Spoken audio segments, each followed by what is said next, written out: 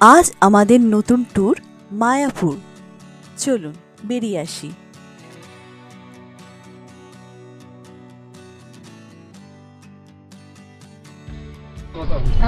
আমরা আছি এখন বালি ব্রিজের ওপর। এই মা ভবতারিণী মন্দির দূরে দেখা,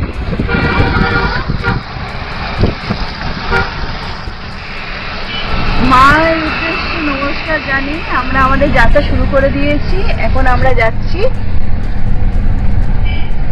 বালি ব্রিজ দক্ষিণেশ্বর হয়ে আমরা মায়াপুর ইস্কন মন্দির। এখন রাস্তা কোন রুটটা আমাদের সবচেয়ে কাছে হবে সেটা আমাদের তো গুগল ম্যাপই বলে দেবে।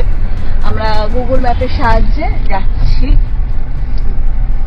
এই আমাদের গুগল ম্যাপই ভরসা।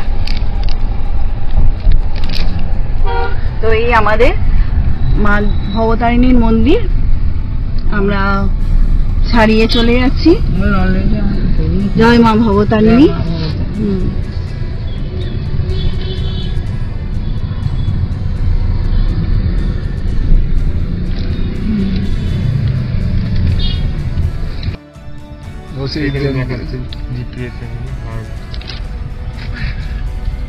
এই দেখুন আমাদের এখন অ্যারাইভাল টাইম দেখাচ্ছে 12:15, কিন্তু রাস্তার কি কন্ডিশন সেটা বোঝা যাচ্ছে না। তবু আমরা আশা করছি 12:15 মধ্যে আমরা ইস্কন মায়াপুর টেম্পলে পৌঁছে যাব।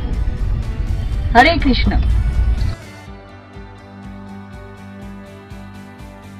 আমরা পিডব্লিউডি রোড হয়ে আমরা এখন ডানলপের দিকে এগোচ্ছি।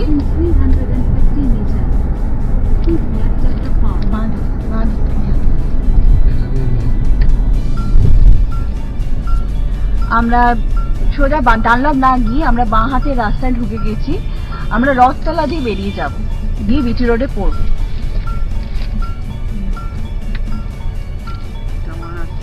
হ্যাঁ,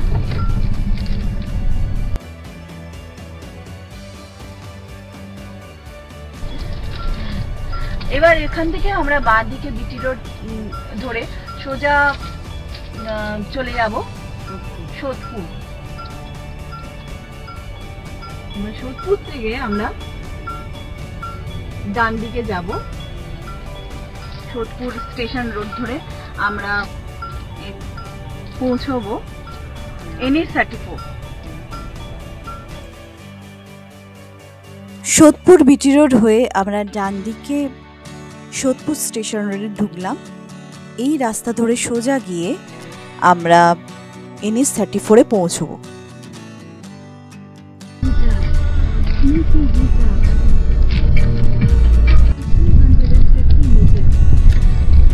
আমরা সোদপুর রেল ব্রিজ ক্রস করছি।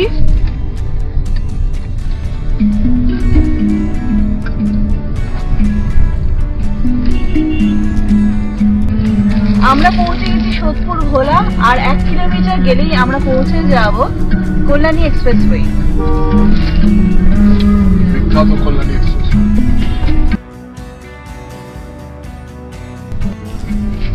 আমরা সোদপুর স্টেশন রোড থেকে বাঁ হাতে নিয়ে নিয়েছি, আর 500 মিটার আছে আমাদের কল্যাণী এক্সপ্রেসওয়ে রাস্তাটিতে পড়তে। আমরা এখন যাচ্ছি কল্যাণী এক্সপ্রেসওয়ে উদ্দেশ্যে।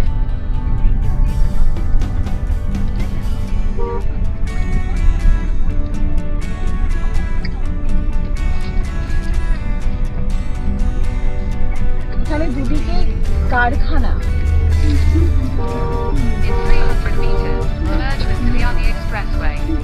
যাবো এবার কল্যাণী এক্সপ্রেসওয়ে।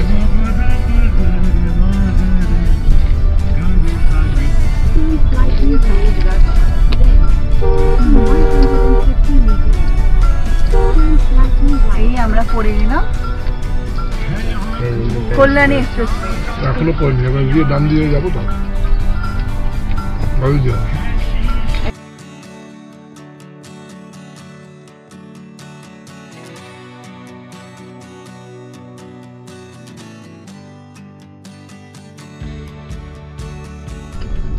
এই আমরা চলে এলাম এবার ব্যারাকপুর 7 কিলোমিটার মেইন রোড আমরা ধরে নিলাম।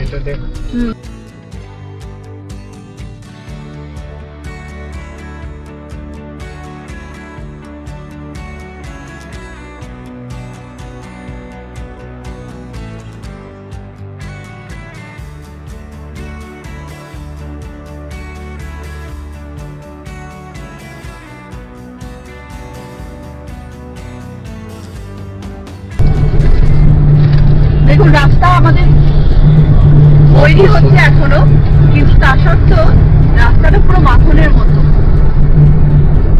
খুব ভালো রাস্তা তৈরি হয়ে গেছে এবং আরো চওড়া লেন হচ্ছে।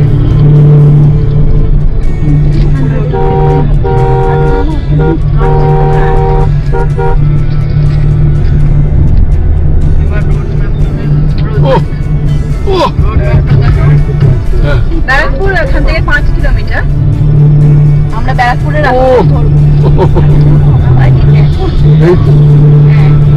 দেখুন রাস্তা, দেখুন খুব সুন্দর রাস্তা তৈরি হয়ে গেছে। অতএব আমাদের পৌঁছতে মনে হচ্ছে না বেশিক্ষণ সময় লাগবে। আজকে আমাদের ব্লগ মায়াপুর নিয়ে। মায়াপুর হলো শ্রী চৈতন্য মহাপ্রভুর জন্মস্থান। মায়াপুর সম্পর্কে অনেকেই অনেক কিছু জানেন, তবু আমি কিছু কথা মায়াপুর সম্পর্কে আপনাদের বলে রাখি। যদি কিছু ভুল হয় সেটা অবশ্যই আমার কমেন্ট বক্সে জানাবেন। মায়াপুর পশ্চিমবঙ্গের নদিয়া জেলায় অবস্থিত একটি পবিত্র শহর। গৌড়ীয় বৈষ্ণব ধর্মের অনুসারীদের কাছে এটি বিশেষ তাৎপর্যপূর্ণ, কারণ এটি হল শ্রী চৈতন্য মহাপ্রভুর জন্মস্থান। উনি ছিলেন একজন ভারতীয় ধর্মগুরু, যিনি বৈষ্ণব ধর্মের পুনরুজ্জীবনের গুরুত্বপূর্ণ ভূমিকা পালন করেছিলেন। যারা ধর্মীয় চিন্তাভাবনা করতে চান বা শান্তির খোঁজে আছেন, তাদের জন্য মায়াপুর একটি আদর্শ জায়গা। মায়াপুরের গুরুত্ব অনেক। মায়াপুর হিন্দু ধর্মের, বিশেষ করে গৌড়ীয় বৈষ্ণব ধর্মের একটি প্রধান তীর্থস্থান। আন্তর্জাতিক কৃষ্ণ ভবনামৃত সংঘ ইসকন এর সদর দপ্তর মায়াপুরেই অবস্থিত। শ্রী চৈতন্য মহাপ্রভুর জন্মস্থান এই মায়াপুরেই। মায়াপুর একটি জনপ্রিয় পর্যটন কেন্দ্র, বিশেষ করে ধর্মীয় পর্যটকদের কাছে।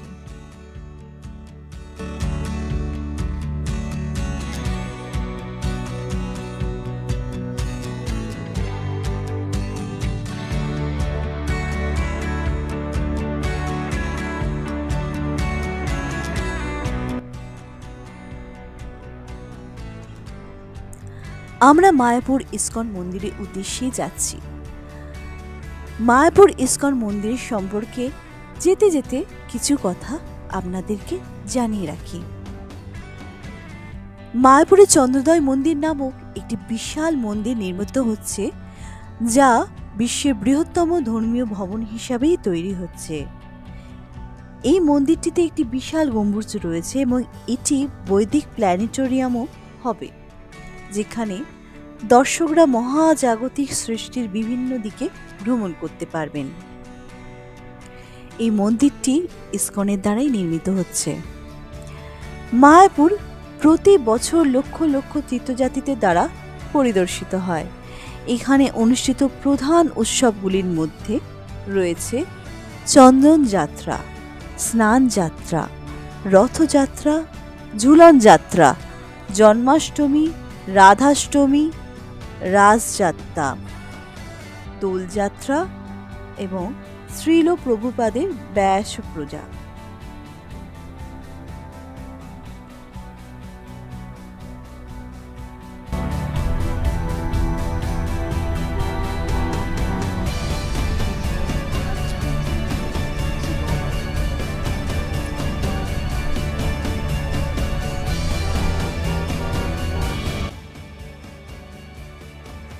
মায়াপুরের দিকে যেতে যেতে অনেক কথাই জানালাম আপনাদের মায়াপুর সম্পর্কে।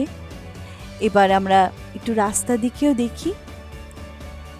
রাস্তা তো এতই সুন্দর, আর সামনে একটা টোলগেট আসছে, তবে এই টোলগেটে এখনো কোনো চার্জ কাটছে না। ভবিষ্যতে এই টোলগেটটি চালু হবে আশা করছি, কারণ পুরোপুরি টোলগেটটি তৈরি হয়ে গেছে।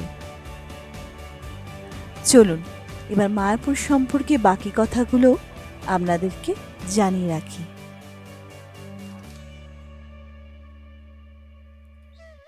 মায়াপুরে ইসকন মন্দিরটি ভক্তিবিনোদ ঠাকুরের দর্শনের উপর ভিত্তি করে নির্মিত হয়েছে। মন্দিরটিতে একটি বিশাল মূর্তি রয়েছে যা শ্রী চৈতন্য মহাপ্রভুর জীবন ও শিক্ষাগুলিকে চিত্রিত করে। মন্দিরটিতে একটি বিশাল বইয়ের দোকানও রয়েছে যেখানে ইসকন দ্বারা প্রকাশিত বিভিন্ন ধর্মীয় গ্রন্থ পাওয়া যায়।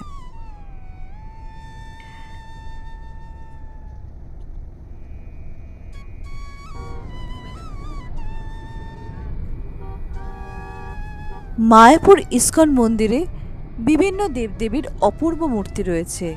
এর মধ্যে সবচেয়ে জনপ্রিয় হল রাধাকৃষ্ণের মূর্তি। চন্দ্রোদয় মন্দিরে রাধাকৃষ্ণের অত্যন্ত সুন্দর একটি মূর্তি রয়েছে যা থেকে চোখ ফেরানো দায়।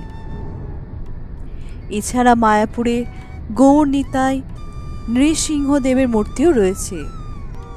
শ্রী শ্রী রাধা মাধব মন্দিরে অষ্টসখী পরিবৃত রাধা মাধবের মূর্তি রয়েছে।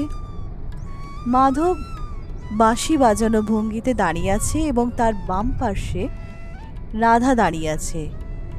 এই মন্দিরের মাঝখানে দয়াময় নৃসিংহদেবের মূর্তি। আচ্ছা, পঞ্চতত্ত্ব সম্পর্কে আপনাদের কোনো ধারণা আছে? পঞ্চতত্ত্ব আসলে কি? ঠিক আছে, আপনাদের আমি সময় দিচ্ছি মনে করার। আর আমি যতটুকু জানি আপনাদেরকে অবশ্যই জানাবো। দেখুন, কথা বলতে বলতে আমরা নৈহাটির কাছে পৌঁছেই গেছি। কল্যাণী আর 12 কিলোমিটার বাকি আছে। আর এত খালি রাস্তা দেখে স্পিড কিন্তু 140-এর উপরেও চালাচ্ছে। আমার হাবি কিন্তু অনেক দিন ধরেই গাড়ি চালাচ্ছে। 24-25 বছর তো হয়েই গেছে ওর গাড়ি চালানো। XUV 700-এর ড্রাইভিং এক্সপিরিয়েন্স কিন্তু ভীষণই ভালো এবং কমফোর্ট লেভেলও অন্যান্য গাড়ির থেকে অনেক বেশি। তাই thanks to Mahindra for making such a wonderful কার।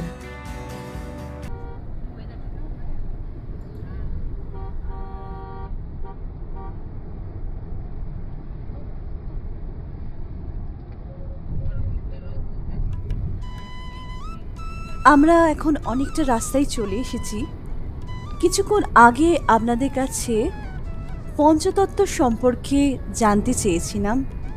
অনেকেই হয়তো পঞ্চতত্ত্ব সম্পর্কে জানেন, তবু আমি আমার মতো করে বলি। পটভূমি গৌড়ীয় বৈষ্ণব ধর্ম মতে পঞ্চদশ শতকে পৃথিবীতে আবির্ভূত ঈশ্বরের মানে কৃষ্ণের 5টি অবতার হলেন পঞ্চতত্ত্ব। এরা হলেন চৈতন্য মহাপ্রভু, নিত্যানন্দ প্রভু, অদ্বৈত আচার্য গদাধর পণ্ডিত ও শ্রীবাস ঠাকুর। 2004 সালে ইসকনের ইতিহাসে একটি উল্লেখযোগ্য ঘটনা ঘটে। মূল মন্দিরে হল সংলগ্ন একটি পঞ্চতত্ত্বের মন্দির স্থাপিত হয়, যেখানে শ্রী চৈতন্য মহাপ্রভুর সাথে তার অন্যতম সহযোগী শ্রী নিত্যানন্দ প্রভু, শ্রী অদ্বৈত আচার্য, শ্রী গদাধর পণ্ডিত এবং শ্রী শ্রীবাস ঠাকুরের মূর্তি স্থাপিত হয়।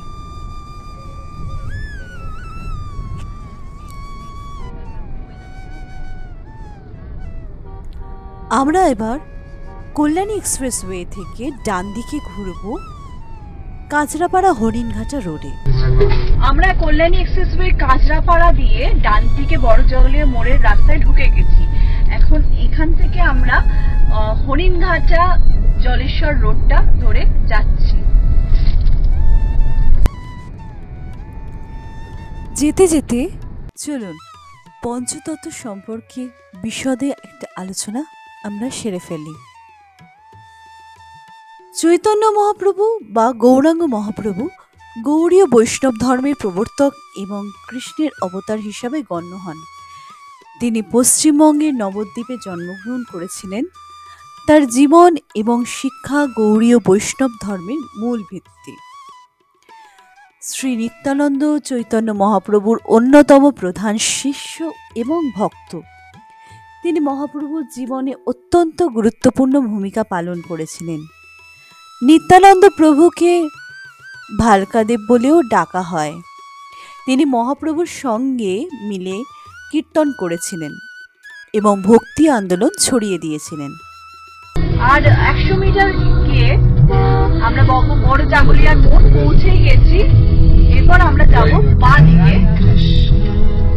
ইন্ডাস্ট্রিয়াল ধরবো, রানাঘাট, সায়রাডাঙ্গা, কৃষ্ণনগরের উপর দিয়ে আমরা যাব। বাঁ দিকে আমরা ইন্ডাস্ট্রিয়াল ধরো, বাঁ দিকে যাব, আর ডান দিকে কলকাতা।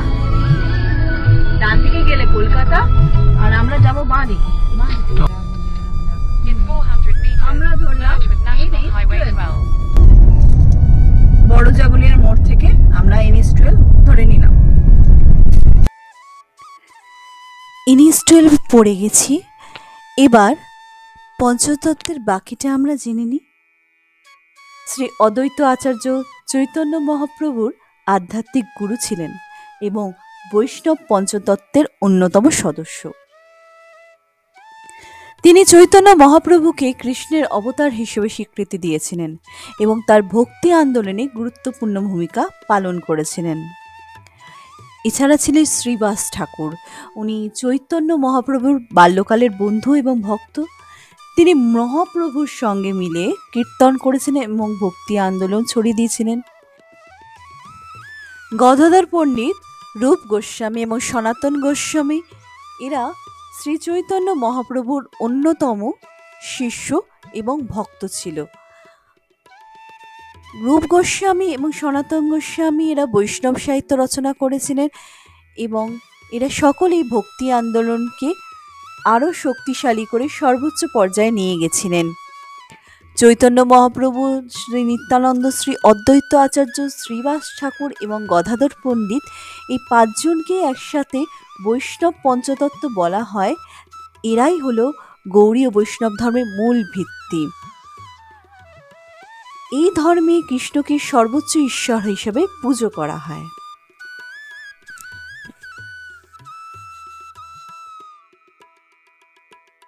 মায়াপুর শহরটি শ্রী চৈতন্য মহাপ্রভুর সঙ্গে ওতপ্রোতভাবে জড়িত, কারণ এই পবিত্র ভূমিতেই জন্মগ্রহণ করেছিলেন ভগবান শ্রী চৈতন্য মহাপ্রভু। তার বাল্যকালের অধিকাংশ সময় কেটেছে এই পবিত্র মাটিতে। নিমাই নামে এক শিশু শ্রী জগন্নাথ মিশ্র ও শচী দেবীর গৃহে জন্মগ্রহণকারী নিমাই পরবর্তীকালে যিনি গৌরাঙ্গ নামেও পরিচিত, এক অত্যন্ত মেধাবী ও ধর্মপ্রাণ শিশু ছিলেন। তার বাল্যকাল থেকে কৃষ্ণ ভক্তির ছাপ দেখা যেত। তিনি সবসময় কৃষ্ণের নাম জপ করতেন এবং কৃষ্ণের লীলা কাহিনী শুনতে পছন্দ করতেন।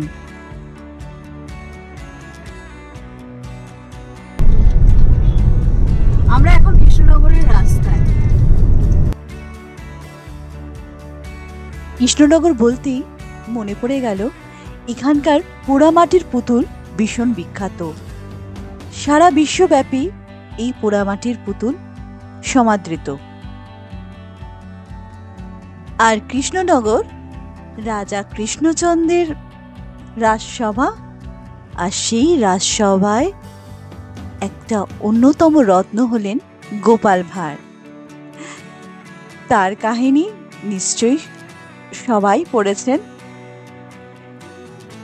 তবে এখন আমরা মায়াপুর যাচ্ছি, তাই মায়াপুরের ইতিহাসটাই না হয় আমরা শুনে নিই। মায়াপুরের সঙ্গে শ্রী চৈতন্য মহাপ্রভুর অনেক কাহিনী জড়িয়ে আছে। তার অনেক ছোটবেলাকার কাহিনী আজও লোকমুখে প্রচলিত। তিনি ছোটবেলা থেকেই ব্রাহ্মণদের সঙ্গে ধর্মীয় আলোচনা করতেন, শাস্ত্র অধ্যয়ন করতেন।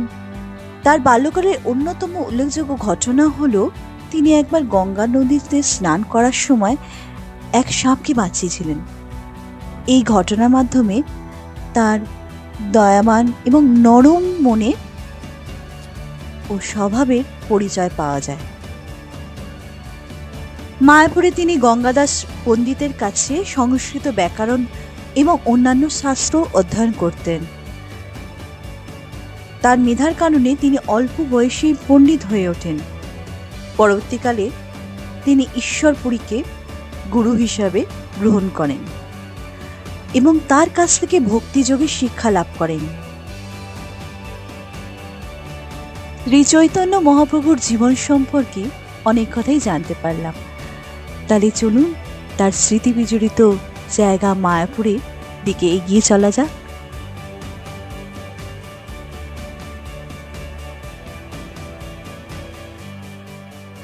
কথা বলতে বলতে অনেকটা রাস্তায় চলে এসেছি, আর রাস্তা তো অসম্ভব ভালো, কি দারুণ রাস্তা। আর এই রাস্তায় এই গাড়ি চালিয়ে দারুণ মজা। এখন এই গাড়িটার হাত বদল হয়েছে। কে চালাচ্ছে? আমার শ্বশুরমশাই। উনি অনেক ভালো ড্রাইভার। সেই কবে থেকে 90 সাল থেকে উনি গাড়ি চালাচ্ছেন, আর আমরা পেছনে বসে মজা নিচ্ছি।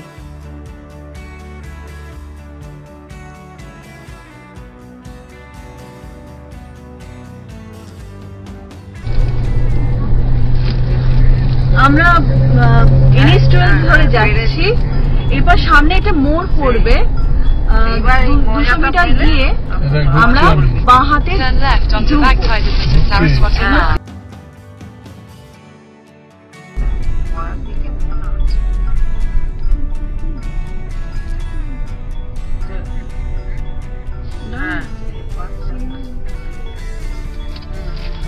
আমরা বাঁ দিকে মায়াপুরের রাস্তায় ঢুকে পড়লাম।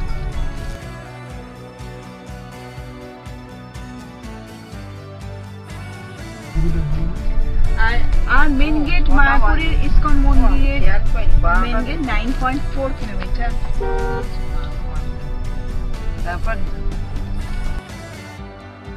ইসকন অর্থাৎ international society for Krishna consciousness এর শাখা বিশ্বের 100টিরও বেশি দেশে অবস্থিত। শ্রীল প্রভুপাদ গৌড়ীয় বৈষ্ণব ধর্মের পুনর্জাগরণ ঘটিয়েছিলেন মায়াপুরে। তিনি এই পবিত্র ভূমিতে ইসকন আন্দোলন শুরু করেছিলেন এবং বিশ্বজুড়ে ভক্তি আন্দোলন ছড়িয়ে দিয়েছিলেন। মায়াপুরে তিনি চন্দ্রোদয় মন্দিরের নির্মাণের স্বপ্ন দেখেছিলেন, যা বর্তমানে বিশ্বের বৃহত্তম ধর্মীয় ভবন হিসেবে নির্মিত হচ্ছে। শ্রীল প্রভুপাদের প্রচেষ্টার ফলে মায়াপুর আজ বিশ্বের এক প্রধান তীর্থস্থানে পরিণত হয়েছে।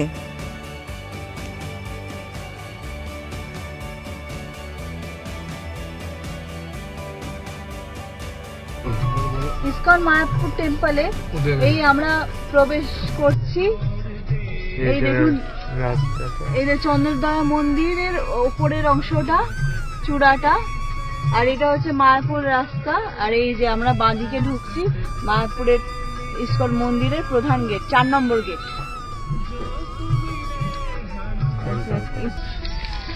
এই আমরা প্রবেশ করে গেলাম মায়াপুর ইসকন মন্দির।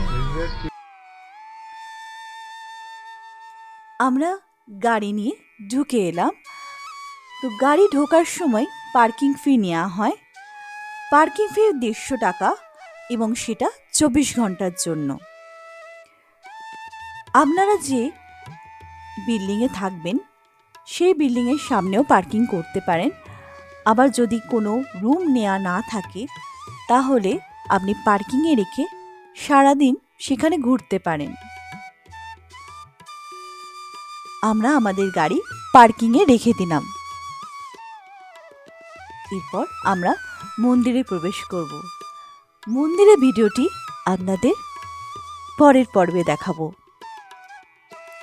Thanks for watching. Leave a like.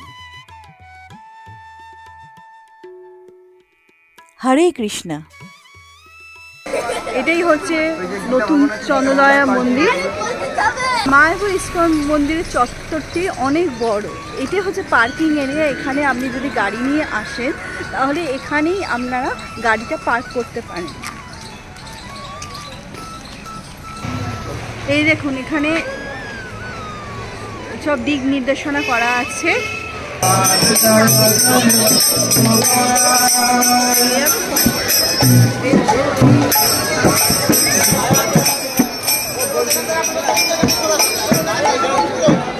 Prabhupada Prabhupada जय श्री प्रभुपाद प्रभुपाद